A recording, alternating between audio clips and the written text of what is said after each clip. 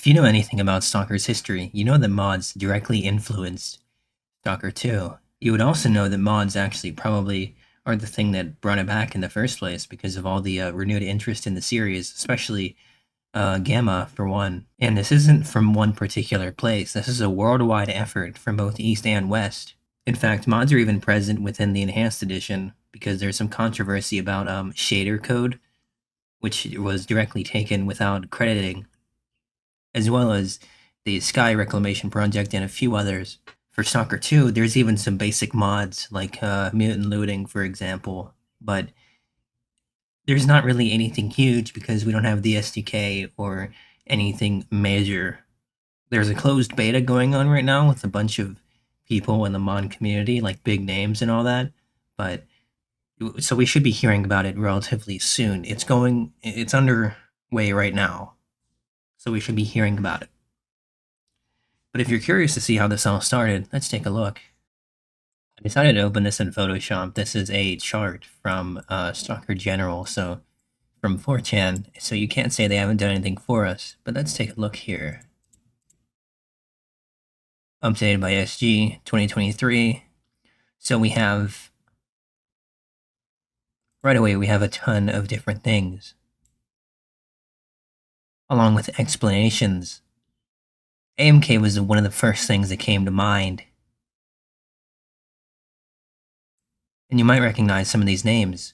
OGSC, Special Free Play Story, ABC Inferno, which never really took off, OGSM, Misery, Free Play. There's even sections dedicated to these, so it's not hard to read at all. These are free play mods. These are literally everything. Soup mods you might recognize. Nirnaya Soyanka 2016, Stalker Soup. Again, Nirnaya Soyanka, New Arsenal, OP, NLC. But those are more Eastern mods. If you don't know anything about those, then you probably wouldn't. Some gun mods, Zone of Alienation, STCOP, Arsenal Overhaul, Original Weapons Renewal, which was one of my favorites at the time, actually. Gunslinger. We didn't think this would come out at all. This was like the modding community's Stalker 2 because we didn't think it would come out at all with the quality of the animations and everything. It's still being updated though.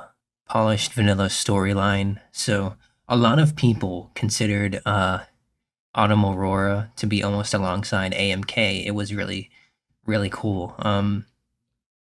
If you don't like that vanilla feel, but this would be like for a second playthrough. Not a lot of people say, oh, well, you should play this for your very first playthrough.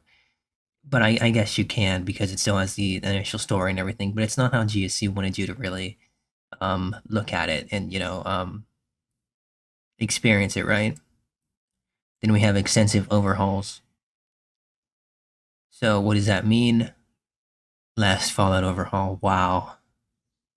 We have Radiophobia, to give you some big names, OGSR, Misery 2.0 at this point.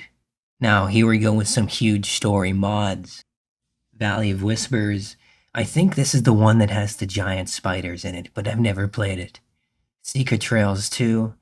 I remember playing this. It was, interesting to say the least. I don't remember much about it. We have Gold Sphere. That one was, it was kind of hard with all the puzzles in it and everything, but it was really cool. If you want something almost entirely different, but with the Stalker feel, I would say go with Gold Sphere, but there's times where it's a little frustrating because nothing's ever truly explained. It definitely doesn't hold your hand. Then we have Free Boy Story, the only native English story mod. I believe that is for Call of Pripyat, but I'm not positive. I haven't heard of any of these, but that makes sense. Photograph was a and people hyped that one up too, as well as Spatial Anomaly. The Journey was okay. It did feel a little unbalanced. There were definitely different maps. This one wasn't bad at all. To this day, I still haven't played Wind of Time, but I did take a look at it, and people say it is a great story mod. It is original. So if you're into that type of thing and that's what you want to do, I would say go for that. And here we go with the complete standalone mod packs. Item Soup, Warfare, and the repo. Yeah, I haven't seen that thing in forever. God damn. So you can pause at any time if you want to check these things out and have a better description than I'm really giving you. I'm just giving you an overview. We have Call of Chernobyl, which ended at 1.5, but it actually is up to at least 1.6 now. I don't know if that's official or not. We've got Call of the Zone, Demosphin, Call of Misery Last Day, which I believe, yeah, is Call of Misery. And we get Anomaly at the end of all this. Dead Air was good too, but nobody ever did anything with it. It just kind of like died, I think.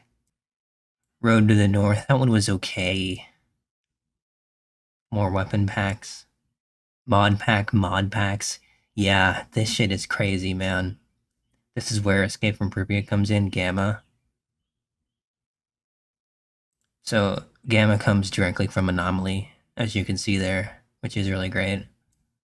Apparently, Escape from Pripyat does too, and that brings us up to the modern day. Stalker 2 would be around here somewhere, probably, because you might as well trace it from Anomaly and Gamma, and I'm not even joking, man. For shits and giggles, you could really throw screen space shaders in and just attach it to the enhanced editions, but that would be a little bit silly. But yeah, I'll leave a link to this if you wanna check it out. If you are uh, if you're interested in the Stalker community or want to know anything more about it, you will find stuff like this all the time. You just have to keep an eye out and an ear out and be involved. I know that's really generic type information to be giving you, but it's really the best I can say. I mean, look at this. This is at least like, what, 50 mods or something? At least close to 50, if not more. Look at that, man. And this is all born from the studio just giving up on their game multiple times, or their franchise, I guess. But they've been in development hell since the beginning.